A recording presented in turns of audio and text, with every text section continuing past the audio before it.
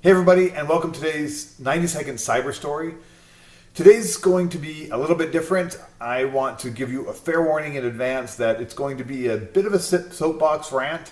I was inspired to do this after having lunch with a good friend of mine yesterday, and we both shared the passion for ransomware and preventability, or at least the preventability around it impacting your business. So we're going to get rolling with ransomware. It's a huge topic in the news right now, so let's get rolling.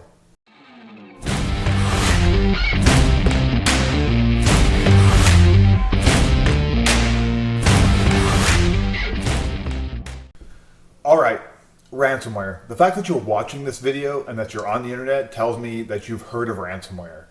It has been in the news almost daily for the last 2 years or so. Ransomware, in summary, is malware that does a few things. So first of all, it infects your computer, typically through an email, an infected payload in an email, infected website, or a direct attack from someone who's hacked into your network, typically through a remote server or something like that. We'll talk about all those other kind of security features and guidelines in a future episode. So once ransomware gets in, it does something very interesting. It runs silently in the background while it reaches out to everything that your computer has access to on the network, on your local computer, and it just silently encrypts them, meaning it essentially makes them useless without an encryption key. Lastly, it pops up with a message telling you that you have been encrypted and that you need to pay X amount of usually Bitcoin in order to get your data back. So even though you may not have data that's important to somebody else, the fact that it's important to you is why ransomware works. So let's get started. So there's two options at this point. Before we start the story, your first option is pay the ransomware. The big problem with that is paying the ransomware supports white collar crime. It supports state-sponsored terrorist groups and other nefarious organizations. Option two, we're going to dig into in our story. So let's start. 90-second cyber story. In 2014, we had a client hit by ransomware. In 2014, ransomware had been around for a while, but the engine was just revving up. It was just getting popular, for lack of a better word. And lo and behold, we got a call from one of our clients with the message indicating that their files had been encrypted and to pay the ransomware. So immediately, we figured out where the source was coming from, which computer it was coming from. We shut it off, and then we restored from backup. In less than 24 hours, we had them back to where they were before, and they kept on working. Yeah, that's it. That's the recovery process for ransomware. It doesn't take 90 seconds to explain it. It is so simple. Recovering from ransomware is doing something that has been a basic system administrator task since 1956 when the very first hard drive was sold. So what needs to be done? Here's what we do. First, configure backups.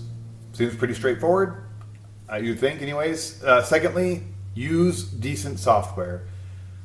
And test your backups daily. There are awesome solutions out there that will actually not only back up your data, verify it was backed up, but actually do a test to ensure that you can recover from it, all the way to booting up a virtual copy of it.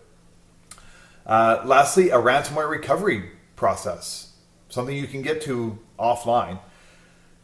And this will outline the steps that need to be taken, that your IT provider should be communicating with you on what they're going to do should you ever get hit by ransomware.